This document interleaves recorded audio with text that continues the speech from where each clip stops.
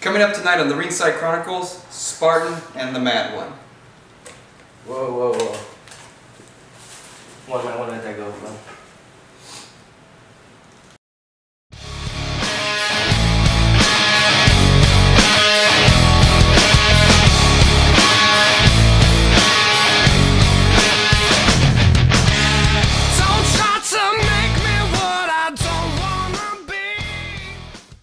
Welcome, ladies and gentlemen, to another episode of the Ringside Chronicles. As you can see, I have two chairs with me this week. We're going to have two very special guests. We're going to have Spartan and the current LWA champion, the MadOne. But first, before we bring them out, let's go ahead and take a look at some highlights from their match at the LWA Fan Frenzy.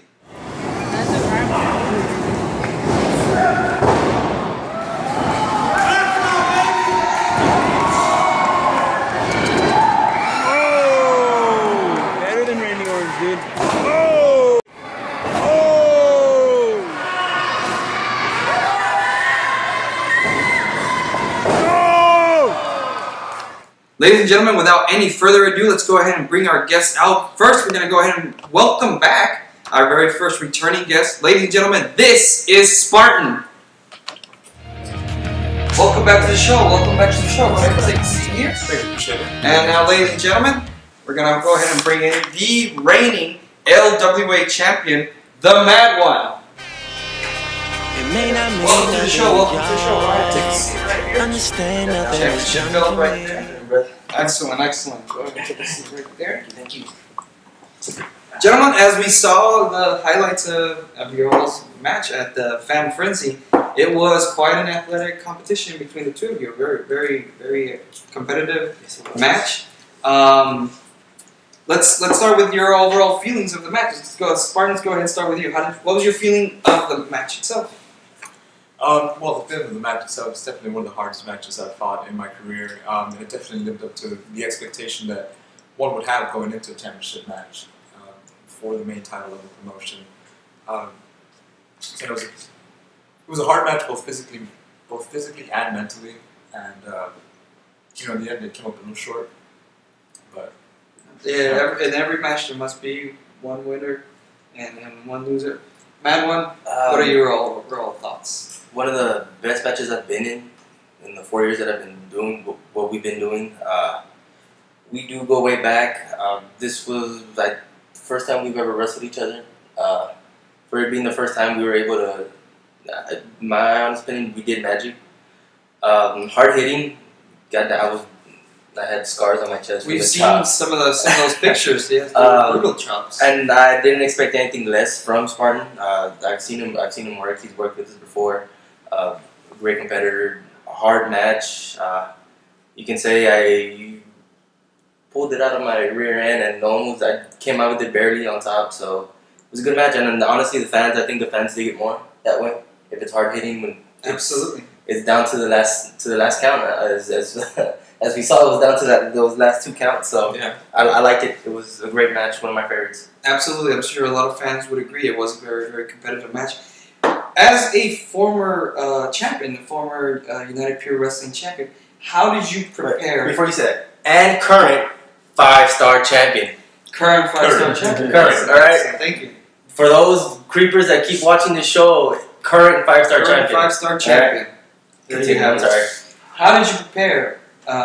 Going up against the reigning champion for the LWA, what was the preparation like? Well, like I said last time, it was Fan Frenzy, it was a fan vote, so you kind of, I went in there hoping to win the fan vote, but we didn't really know until the day of the show. The fan vote didn't go on until the day of the show, so you really have to come from all angles. My physical regimen definitely stepped up, preparing for whatever opponent I had. And especially preparing for a championship match, studying film. I think both of us scouted each other's offense pretty well. So seeing what tendencies that he tends to have, what favorite moves he has, trying to study that and trying to figure out, all right, how am I going to go around this, and how am I going to sidestep this, and also how am I going to connect my moves to him, and. So it's a lot of mental preparation, a lot of physical. It was definitely one of the more focused time periods of training that I've had in a good while. And that's pretty much how I prepared for it. MadOne, how do you prepare being champion, knowing, as Spartan mentioned, being scouted? You're pretty much being scouted by everybody in the LWA. How do you prepare, especially not knowing who your opponent could be? Spartan, whether he won or whoever won the fan vote, knew who they were preparing for. Yeah. How do you prepare, not knowing who your opponent's going to be? Whataburger and Snickers. No, I'm just playing. Honestly, I was a little bit worried. I don't know if the other doesn't like me as much as I've been with them. They put me up on a big uphill on this one. Not knowing who, we didn't find out, but about an hour before show start, more or less, who I was going to be able to wrestle. The worst day, man. Each four of those competitors had different styles. We had a lucha guy. We had Michael Autumn, who's a little bit more high flying than anything. Tony Strong, who had one of the pure athletes that we have, and Spartan, who's just very gifted at the amateur wrestling, the chain wrestling. Like you said, I watch video, a lot of 5-star videos, and he's a champion for a reason. There, he was a champion at our company, one of the first pure wrestling champions, and held the belt for a long time for a reason. I knew I had to worry about the super kick. He's loosened tooths from people before. I wasn't expecting the body press. That one caught me a little bit off guard. Not saying I'm heavier than him, but he's a little bit stronger than me. I didn't expect that. That one did, I'm not gonna lie, that caught me off guard. Other than that, I basically try to be prepared for anybody and anything. As the champion, everybody's gunning for your back, front, side. So, how is it being? Because you were a former tag team champion with Pretty Boy. With Pretty Boy Ocho. What is it like? Because in the tag team world, at least you could have someone kind of who's got your back. For whatever reasons, you would have someone watching your back. What's it like knowing that it's just you out there, and knowing that everybody is gunning for just you rather than gunning for the two of you? Man, it's a lonely feeling. It's a lonely feeling being on top. It sucks, but it comes to the territory. Being LWA, being one of the top companies in South Texas, and especially in Laredo,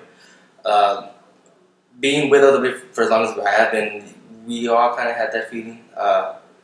Now that I'm man champion, it feels even worse. Like I said, we go way back. We're not really enemies. We hadn't always seen eye to eye, but it's tough. It's a little bit tough, man. It's lonely at the top, but I'll take it. Absolutely. To chime in on that, the wrestling business in itself is a business where, regardless of what situation you're in, you really have to look out for yourself. Especially when you're on the top of the championship, everybody's gunning for you, and you have to expect that. That's part of being a champion. That's part of understanding what carrying the banner of a company means, and that means that you are on your own, and even your closest alliances you have to keep an eye on, because they're usually the ones that have a better spot at taking what you have. So the business in itself is very a lone wolf operation, and I'm sure MadOne is going to know as he carries that belt. It only gets harder from all angles, whether it be wrestlers, promoters, fans. You have to have a tough skin to be a champion and to carry a company on your back. Absolutely, I'm sure everybody would agree. Ladies and gentlemen, we are just getting started with Spartan and MadOne here. We're going to go ahead and take a short break, and we'll be right back. My name is Abel Cruz, a.k.a. Daddy, a.k.a. the #1 shotgun, and you're watching Ringside Chronicles.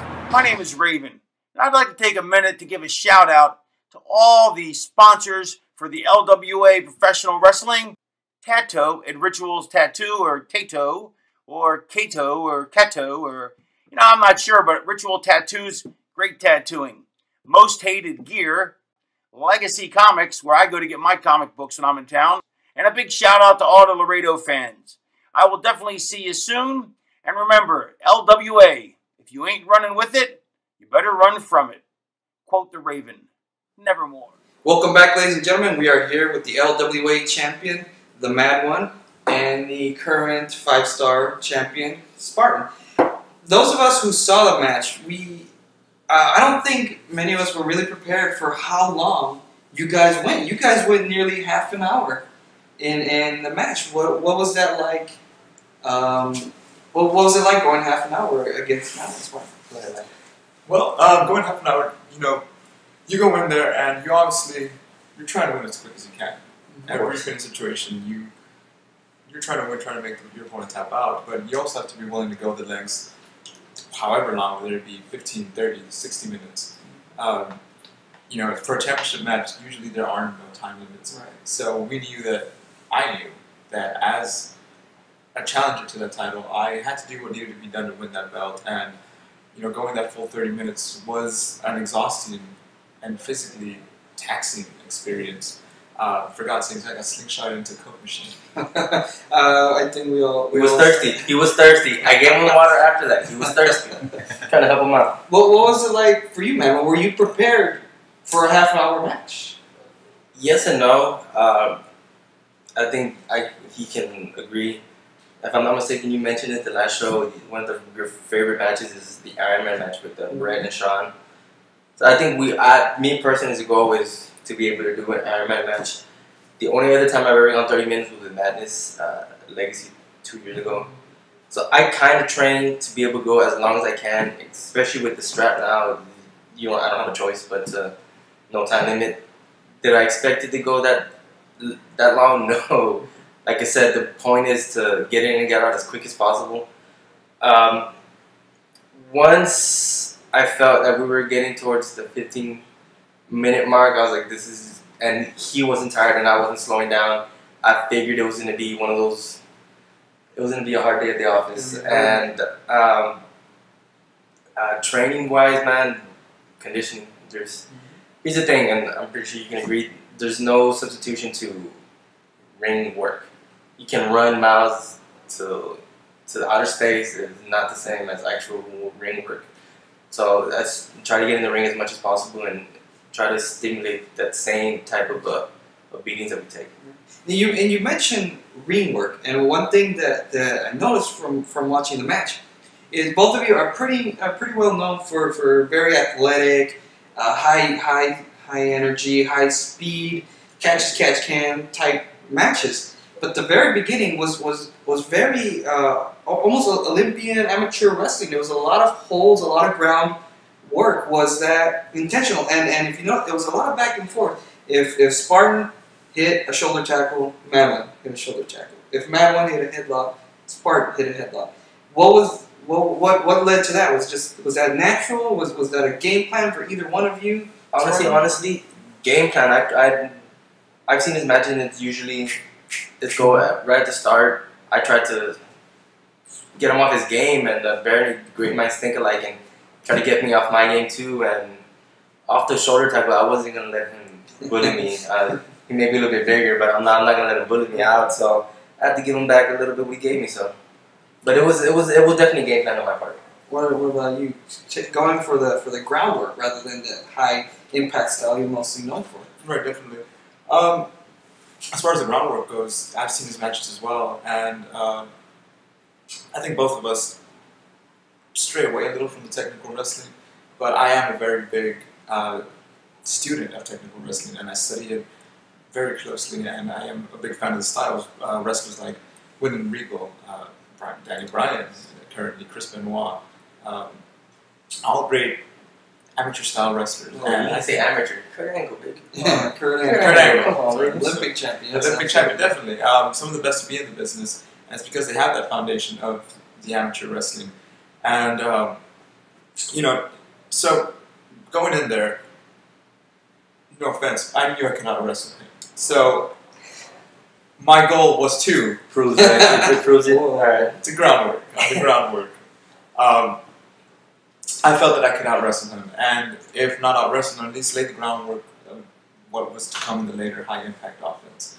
So, so it was game plan on my part also, and obviously he had the same idea. It was very, very technical at the beginning, but things kind of got a little out of hand once you ended up on the outside, and MadOne just dove through the ropes. I slipped. That was a dive. It was very well executed and hit him hard. What was that like, catching that dive? Knowing that up until then, it had been a very technical match, and all of a sudden, you've got MadOne flying at you through the ropes. I'll tell you, that's not an image you're going to forget. Big, I'm sorry. I'm big. I'm sorry. You know, it's not something you expect, and it's something that, you know, you do kind of get prepared for, but when it hits you, and it's not, just unavoidable sometimes, and things just kind of spiraled from there. Now, at that point, was the technical feeling each other out part of the match over, and were you just trying to get a big hit in? I'm not gonna lie, it was getting to me that I'm not gonna say he's a better wrestler than me, but we weren't getting anywhere where I wanted to get to. So you put something out of left field, you throw that curveball, and I saw the opportunity and I took it.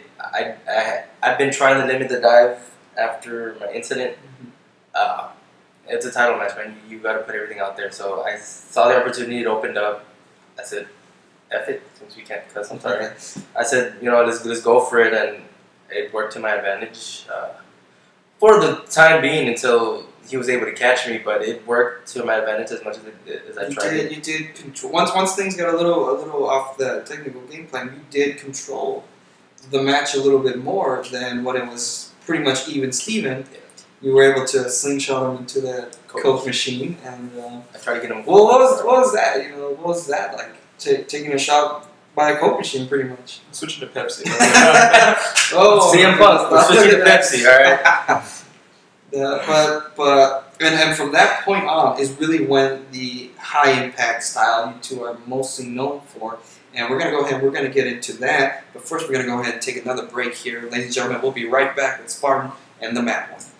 Whoa! G'day, mateys! This is WWE legend Bushwhacker Luke. And when you're in Laredo, there's only one place to get your comics. And that's Legacy Comics. That's the place. You gotta go behind these walls and see what they've got.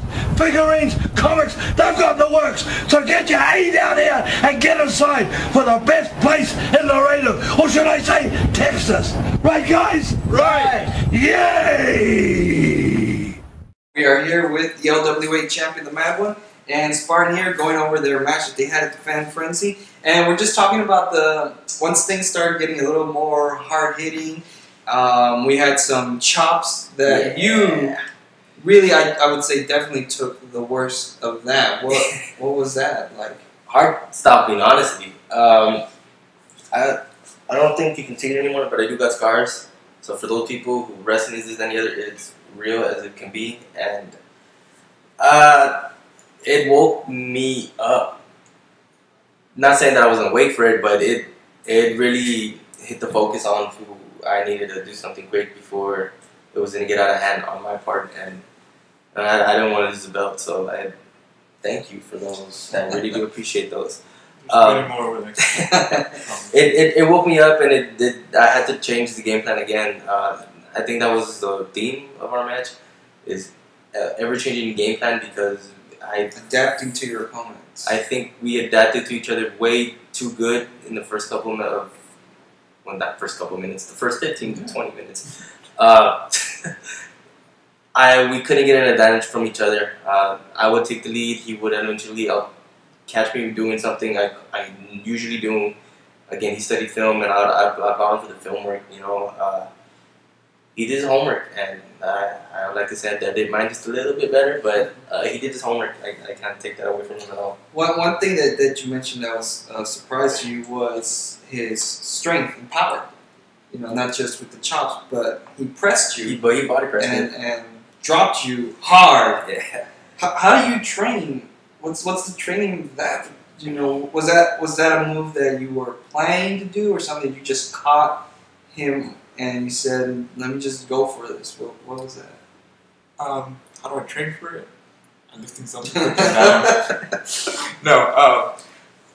Well, I'm a strength training. Like I said in the last thing, I do amateur bodybuilding on the side, and just different cross training. But as far as the actual move itself, a lot of the work in the ring is very instinctual. And, you know, we were trading blows back and forth. and I felt I saw an opportunity and capitalized, and it was a microsecond. Did you think you had him at that point? I did. Press slam and splash, a little warrior tribute. Yes. And I did feel like I had him, and a microsecond.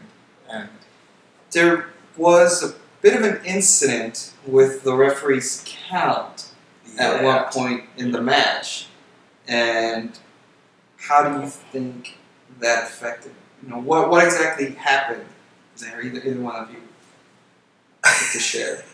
I don't know, man. Was he off his game? What happened there? He apparently was. I think he was starstruck in the match we were having. I'm just gonna say it like that. Mm-hmm.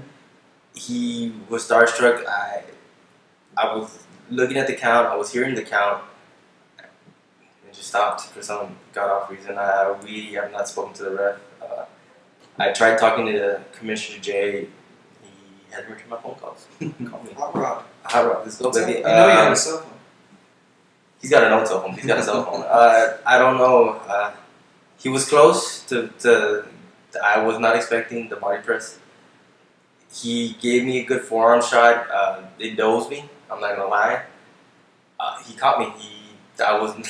He's strong. I do know about his bodybuilding background.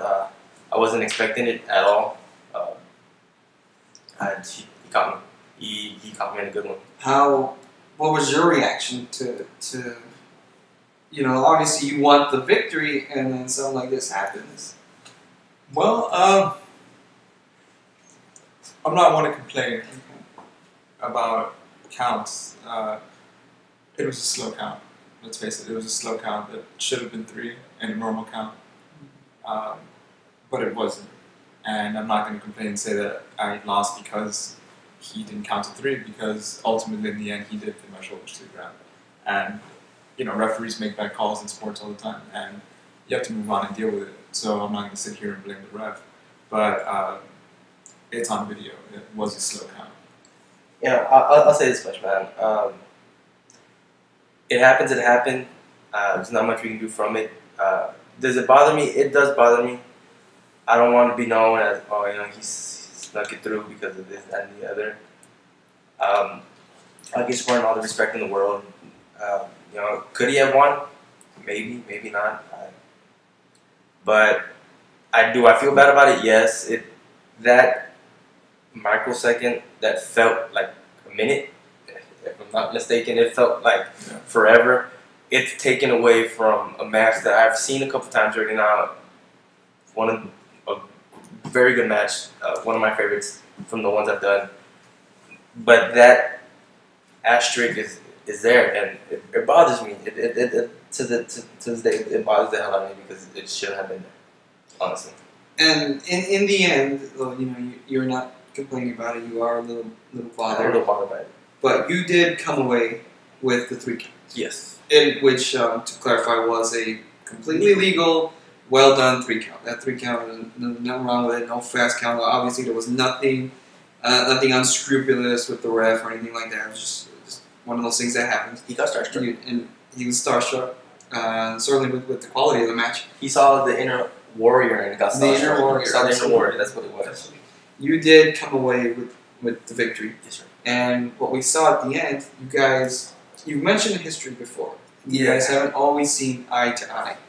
But there was a show of respect from champion to challenger, and from challenger to champion. And from friend to challenger. Friend. The fan ran in and gave him a Great. That was a little whoa. The ending. How can I put this matter? We do have a history, good and bad. We did run 2 promotions against each other. I won't take anything from him. He's a great guy, great competitor. I'm happy he won the fan vote. It shows, you know. I know I'm not the most liked guy everywhere, so having fans be able to vote for him and cheer for him, because I'm not deaf. I heard the fan cheerings, and I heard a lot of Spartans and a lot of MadOne sucks. So You really had the crowd split. yeah, we did, Really had the crowd and split. that's not very common. When I fought Bandana Joe, fans kind of flipped on him. and started cheering me. Just the ending, I respect him for everything he's done so far. At the end of the day, 5-star LWA. At the end of the day, we're both indie wrestlers from Laredo, Texas, trying to build something that we've never had before. We never had amateur. We never had any wrestling in Laredo. We had Lucha Libre. We're doing an American-style wrestling promotion. We're doing something, and I see him as one of those guys that's at par with me, trying to build something in Laredo that's not out there, and to be able to experience those 30 minutes of just pure magic that we had, minus that 8-second delay. I had to give my hats off to him, and the respect that's there. I may not personally like the guy or whatnot, but I do respect him for everything he's done for his business in Laredo and just for what he's been able to do. Hands down. I'm very much on the same note. Like MadOne stated, we do go way back. Our wrestling careers are pretty much run parallel to each other. As a matter of fact, MadOne was the first contact that I had, and he started a couple of months before I did. That's true. He was the first contact I had, and then he got me in contact with the trainer. So our careers have very much gone parallel to each other. And up until this time, we had not faced each other in an official situation like this. And yeah, there's a history between us. We've not liked each other. We went through the 5-star LWA split. That's long history. And just by the way we're dressed, you can tell that we're two very different people. It's got great. TDK too, though. How you doing? It's got the hashtag swag or whatever you want to call it. A little more Conventional class is what I'd like to say. So we're definitely different people in a lot of different sense, different ways of approaching things, of being champion, of presenting ourselves. So you definitely never seen that guy on a lot of things. But like we said, we are two wrestlers from Laredo who are trying to build something and trying to build our own legacies and our own promotions legacies. And so we see eye to eye on that. And to go to war with somebody, because that's what that match was. That match was a war. To go to war with somebody like that in a 30-minute match and just lay it out all out there. And knowing in your heart that he gave it his all and you gave it your all. And you just facing a like-minded person, there's no doubt that you have to show respect. And at the end of the day, we're here to entertain. And those fans were left entertained. And if the business is a little bit better than it was when we entered that ring, then I think we did our job. And that's what the embrace at the end was. I agree. I like that. Great. I'm sure the fans are thinking what I'm thinking. Rematch. That's all. Actually, let this Ringside Chronicles. I'm sorry, producer, that I misspelled it on my Facebook. My phone is slow. I'm sorry, but I just his phone. It doesn't relay that well. Ringside Chronicles premiere. This is the place to catch it first. After the show, I spoke to Commissioner and the Powers that Be, and I'm gonna extend it. Our next show in May, MadOne Spartan 2. What do you say, buddy? What do you say? We'll gladly Hear that? I will wear a suit. I will wear a suit for that show. Bring your camera. Just for you. Bring your camera. I will wear a suit just for you if you accept. I want a suit. You got it? Accept? I will gladly accept. That's good. Fantastic. Ladies and gentlemen, we will be right back with our final thoughts from Spartan and MadOne. Ladies and gentlemen, here we have the brand new I'm Better Than Onyx t-shirt. Event tickets, $5. Merchandise, $20. Surviving the Onyx Challenge, priceless.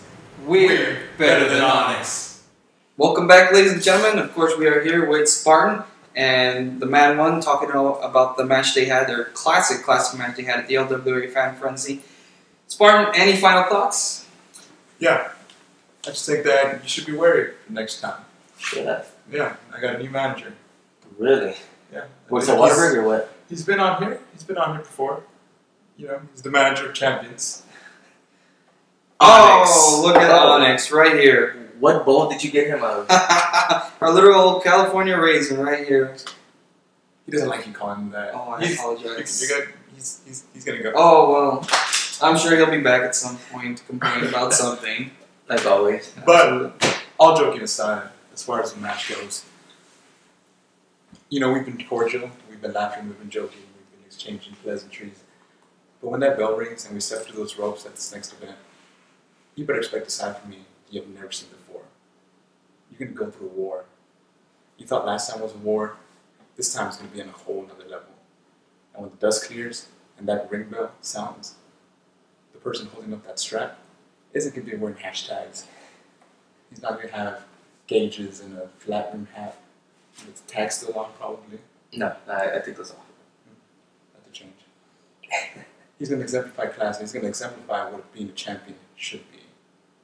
And when it's all said and done, everyone will know who the best in Laredo is.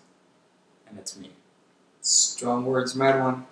I hope so, man. So the last time you promised me everything and your mother, I'm still walking out with the belt, and I may not be your typical champion. I'm not Bandana Joe singing to the kids. I'm not the Bible preaching fake buff dude or anything like that. I'm me, and I think that's why people like me.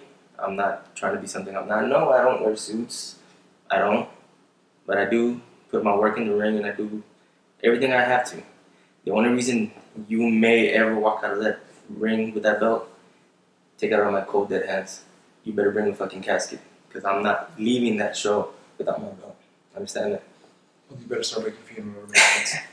We'll see. Gentlemen, before it gets a little more out of hand, I just want to thank you both. I know our audience wants to thank you both. We've had a great show here. You guys going over your thoughts and feelings regarding your match. Spartan, as always, it's a pleasure having you here. I hope this is not the last time we have you back. MadOne, Thank you guys. it's a great time having you on here for the first time. I hope you also return. I know our audience would like you to return here. And when I defend my belt, I'll be back. Don't worry about it. Gentlemen, We'll see. any last thoughts, gentlemen? See you tonight, boy. Bring it. Boy. Thank you. I'll take that. Ladies and gentlemen, two tremendous athletes. Very competitive sport. Everybody wants to be at the top. I hope everybody tunes in to the rematch. And that is it for today, ladies and gentlemen. I want to thank you all once again for joining us here at the Ringside Chronicles, and we'll see you again. Good night.